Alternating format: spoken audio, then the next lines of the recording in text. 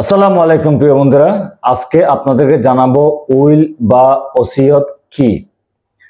Will বা ওসিয়ত হচ্ছে এক ধরনের দলিল যেটি একজন ব্যক্তির জীবদ্দশায় অর্থাৎ যিনি সম্পত্তির মালিক তিনি জীবিত থাকা অবস্থায় তার যে কোনো পুত্র, কন্যা বা স্ত্রী ইত্যাদি যে কাউকে সম্পত্তি দান করতে পারেন।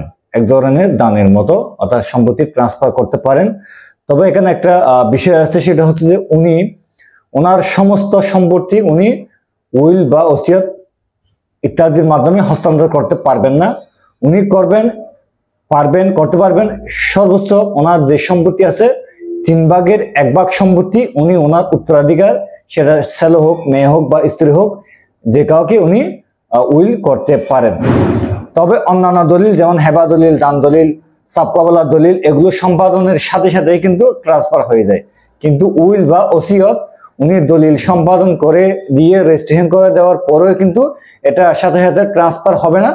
এই উইল বা দলিল কার্যকর হবে যিনি উইল বা ওসিয়ত করেছেন, দলিল সম্পাদন করেছেন, রেজিস্ট্রি করেছেন ওনার মৃত্যুর পরেই। তাহলে এখানে উইল বা দলিল হচ্ছে, উইল বা ওসিয়ত হচ্ছে এক ধরনের দলিল, অর্থাৎ সম্পত্তি হস্তান্তর করা তার উত্তরাধিকারের মধ্যে যে কোনো একজনকে টোটাল সম্পত্তির 3/1 এবং এই দলিল কার্যকর হবে ওনার মৃত্যুর পরে। ওনার মৃত্যুর আগে এই দলিল কোনো অবস্থাতেই কার্যকর হবে না। তবে এখানে একটা বিষয় আছে, উনি চাইলে ওনার মৃত্যুর আগে এই উইল বা ওসিয়ত দলিল যে কোনো মুহূর্তেই উনি বাতিল বা ক্যান্সেল করে দিতে পারেন।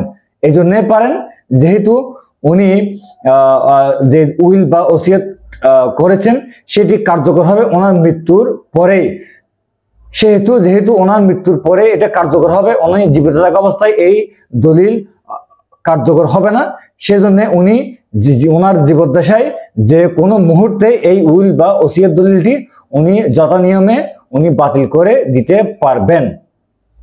তো আজকে মূলত এটা হচ্ছে আমার সংক্ষিপ্ত আকারে বলার চেষ্টা। উইল বা ওসিয়ত এটা হচ্ছে এক ধরনের দলিল, সেটা তার রক্ত সম্পর্কে উত্তরাধিকার, ছেলে হোক, মেয়ে হোক, স্ত্রী হোক বা যে কাউকে উনি এটা উইল বা ওসিয়ত করতে পারেন, অথবা ব্লাড রিলেটেড, সেটা তার ভাইও হতে পারে, তার পিতাও হতে পারে, মাতাও হতে পারে। এই ভাই, পিতা, মাতা, পুত্র, কন্যা, সন্তান ইত্যাদির বরাবরে উনি উইলটা সম্পাদন করে দিতে পারেন। তবে একটা মনে রাখতে হবে, উনি কোনো অবস্থাতেই টোটাল সম্পত্তির 3/1 বেশি সম্পত্তি উইল বা ওসিয়ত দলিল করতে পারবেন না। যদি করে থাকেন তাহলে সেটা উইল বা ওসিয়ত দলিল হবে না, এটা আইনত অকার্যকর হবেন, যেহেতু এটা ওনার ক্ষমতা বহির্ভূত। এবং এই দলিল যেহেতু ওনার মৃত্যুর পরে কার্যকর হবেন, সেহেতু উনি জীবদ্দশায় যে কোনো মুহূর্তে এই উইল বা ওসিয়ত দলিল বাতিল করে দিতে পারেন। তো আজকে এতটুকু পর্যন্ত।